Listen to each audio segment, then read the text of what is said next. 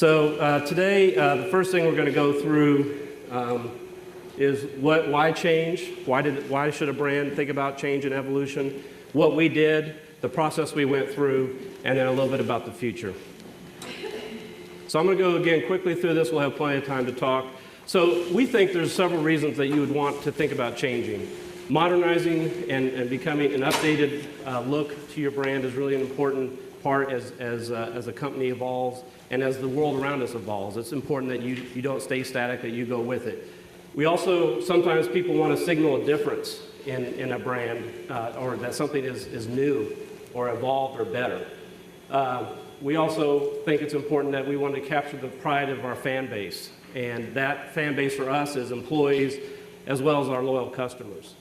And it's very important that the work we do and the identity that we create have that visual pride for our employees because they're out there every day representing, as Fred said, unsupervised conversations with our customers. Other companies do it also because they want you to forget something. Hey, we're going to put a fresh paint of coat on here, a fresh coat of paint on our look so that you'll forget about what we used to do or what we used to behave like. That is absolutely not the case of what Southwest Airlines did. We were very intentional about wanting to take our heritage and our history and capture it as we move forward into the future. And so the look and the journey we went on was really about aligning to that mission. So we always strive to stand out and be different in an industry that is largely commoditized. And so one of the first steps we did is we said, hey, what's the competition look like? So anybody notice a lot of similarity?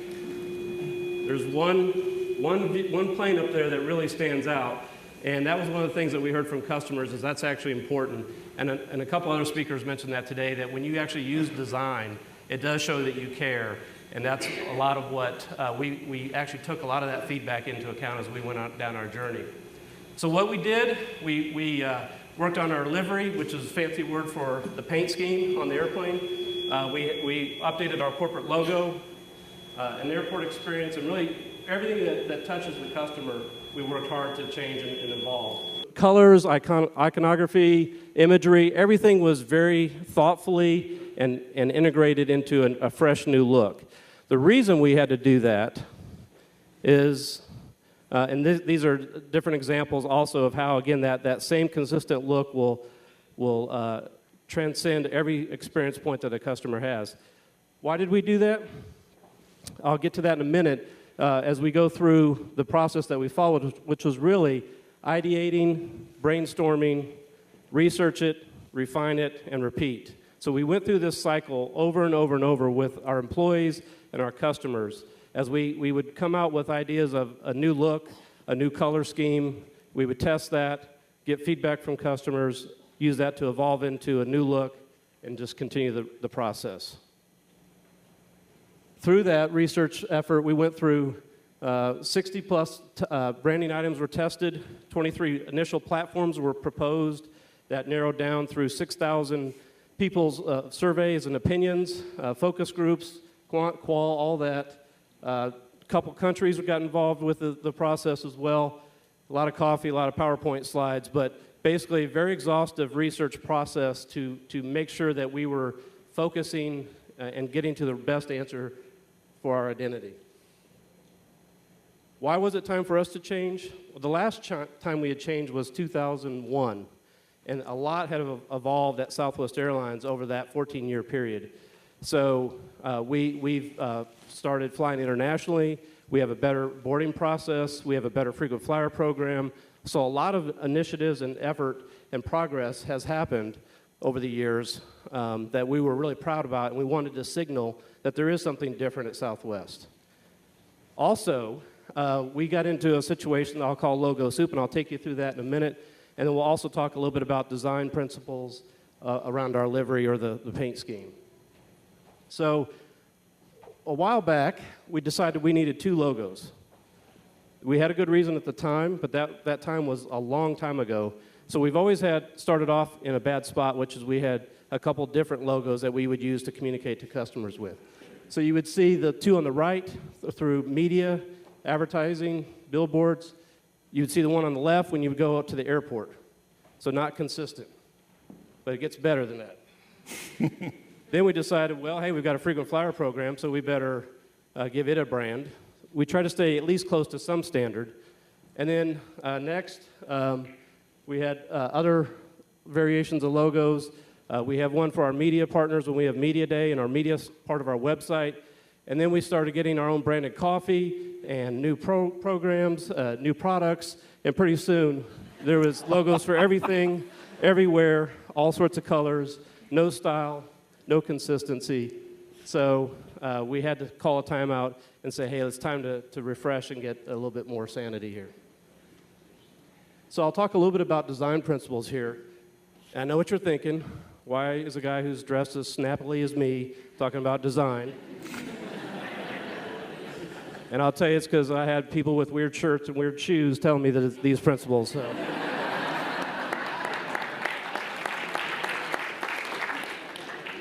But this is our old livery here. This is the old paint scheme, and it basically, that line that is drawn down the side of the aircraft is a dated look, and that communicates age, and it's not a current trend and a current style. So we really had to find a way to get a updated look to that, but again, staying true to our heritage and our history. So we, through all that work that I talked about, we came up with this new look here. So thank you. Whoever whistled, thank you. It's probably my colleagues here from Southwest, so thank you. I am a proud papa of this, but so again, a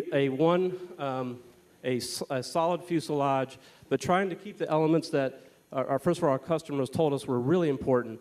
Things like the color, the striping on the tail. So again, but we also wanted to be bold and update it with some of the premium look. Another thing that we did is this heart is a key part of what we want to communicate. And it's a key part of what Southwest is all about. It's an airline that cares for you, it cares for our employees, and they in turn make sure that you have a great travel experience. And so through that, the heart really, we feel like, is a great symbol that encapsulates that care and concern and feeling that we will always try to deliver to you. And so we put it on the belly so that as it's flying off overhead, if you look up, you'll be able to see that belly with a heart on it that says, that's Southwest. We wanted to make sure we stood out in the sky. And then we also wanted it right there by the door as you walk on board so that you get to see it and that our employees get to see it every day that they walk through that door to serve you all. So it's a key part of what we stand for. So did it work? Well, I'll tell you a couple stories about it. So first of all, we have a listening center, which is a great tool, and I'll show you a picture of it here in a minute, that really is designed to listen to the social feedback. And that was a journey that really started kind of rocky because the social story started from a leak of the photo. And we were trying so hard to keep this under wraps until we had our launch event. And unfortunately, Saturday before the launch, it launched on a Monday, this exact photo leaked out. It is ugly. It's so ugly that this gentleman right here wrote some very nice things about it. Yeah. Amongst others. So at the time, about 80% of the feedback based on this leaked photo was very negative. And we had the weekend to really try to triage and get through to Monday's launch story, which we knew that when you took the paper off and actually had a good photo of it, it would be a better story. And sure enough, we had our launch event, told our story, and the tide switched from 80% negative to 80% positive. So again, the social media channel works for you sometimes, works against you. So, but I'm still looking for the guy who leaked this, by the way, so if anybody knows who it is, let me know.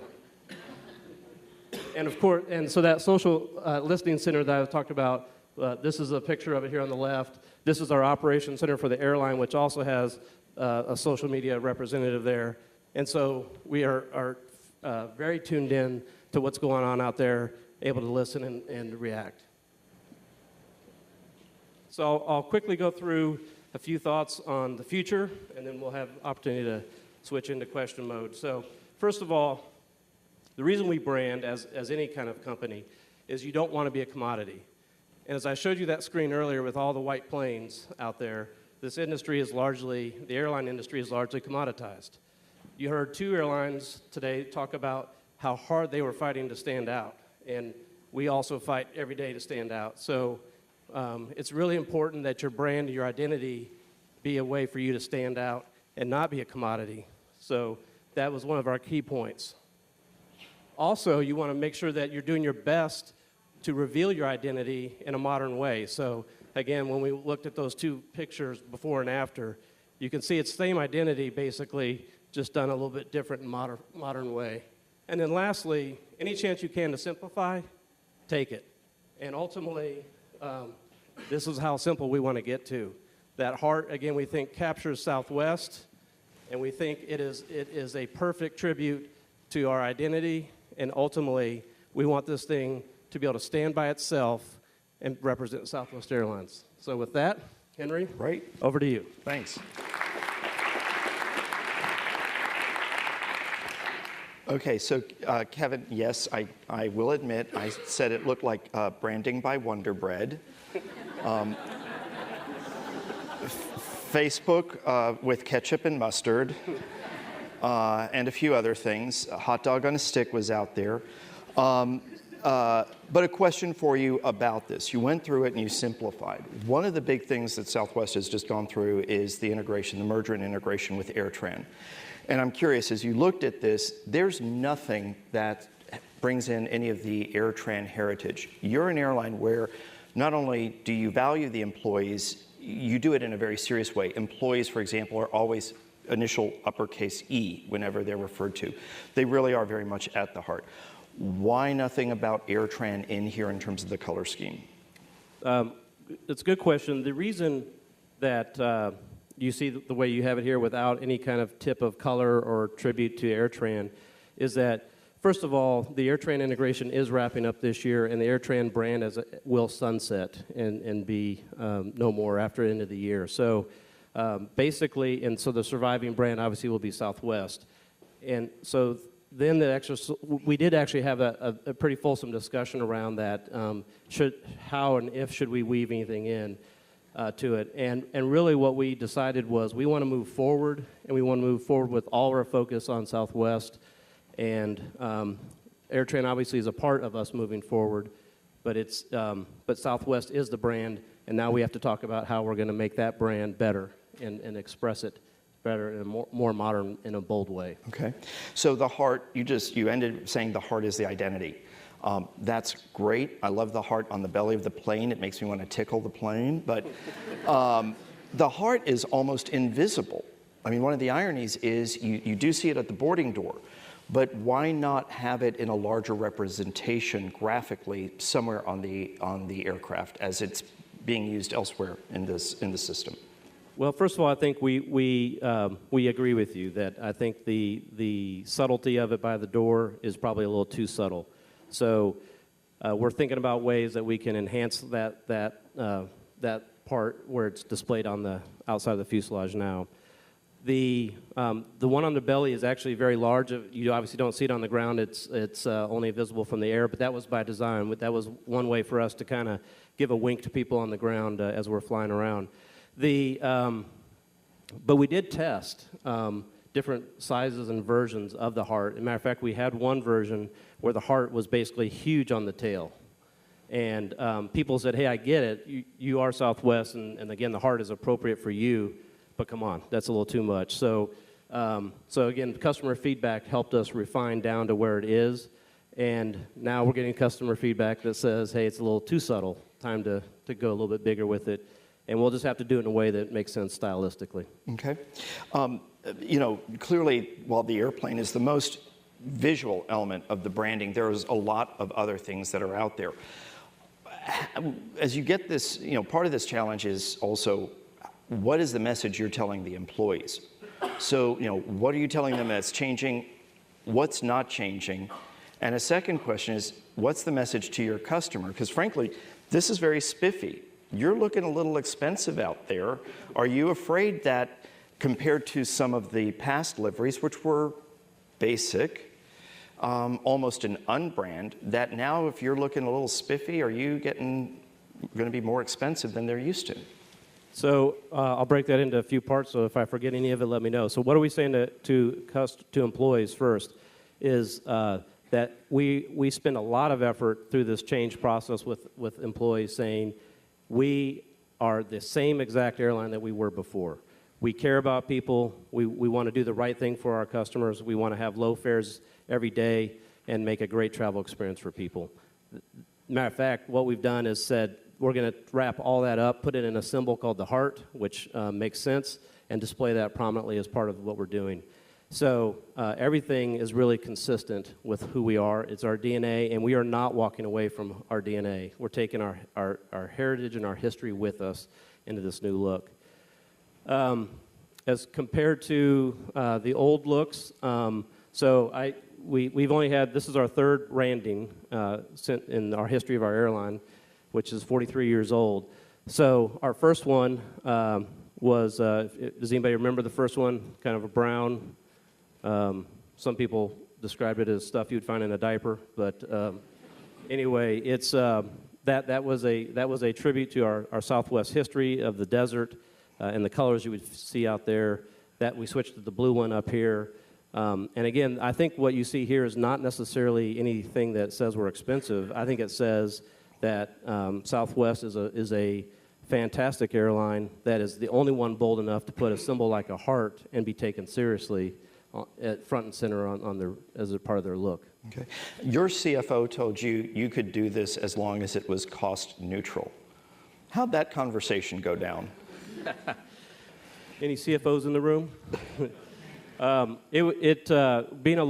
we want to have low fares and we want to be profitable. So the only way to have low fares and be profitable is to have low operating costs. We have fought hard all of our life to make sure we control cost, and this is a very expensive effort to do something on this scale. And so the way we're doing it, and so the conversation really went like this: hey, we think it's time and important that we do this. It's important for the brand, it's important for our customers, and it's important for our employees.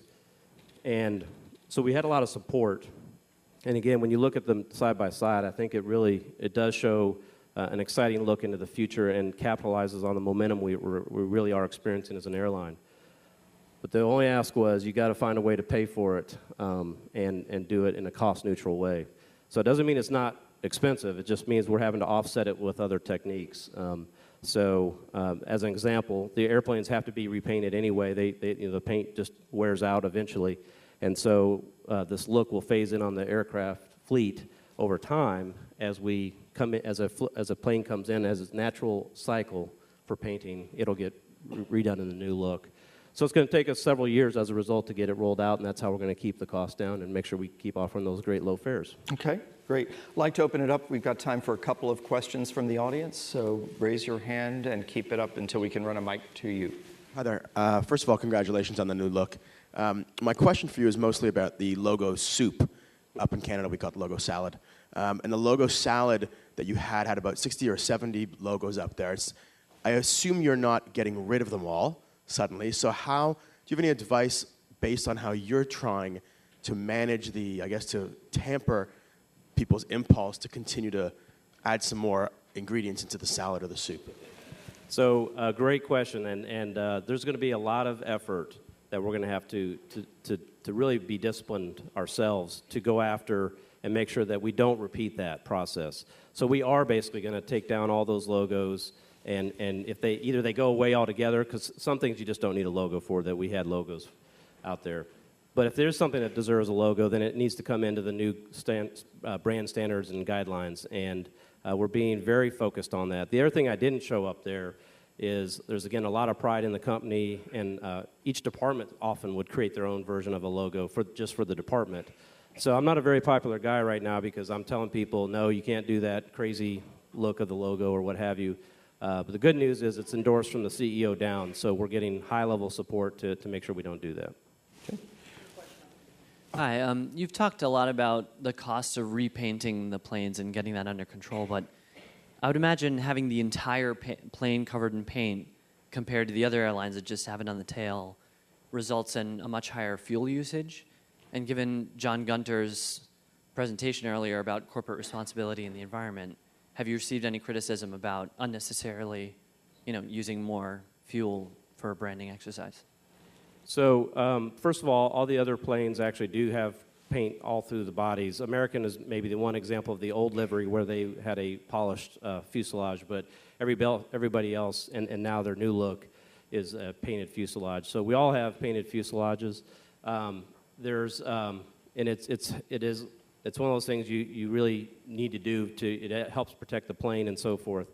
So, but no, we haven't had a specific criticism of that. We do work very hard to do everything we can to reduce emissions. The fleet we have is relatively young, so that and getting younger, we're taking new planes every chance we can, which are more fuel efficient, allow us to burn less fuel. When the plane's on the ground, we are using ground power versus running the auxiliary power unit in the airplane. So there's lots of things that we do along the way to try to reduce fuel burn and emissions. And actually, one of the things that we're hoping this paint, even though it's a little bit darker, it does have some new technology which theoretically, so it's to be proven, will help keep the cabin cooler, which again lets us use less power, cooling and so forth. So, Kevin, those folks with odd shoes and odd shirts, are you bringing them in-house, as Fred mentioned earlier, or are they primarily your agency support team?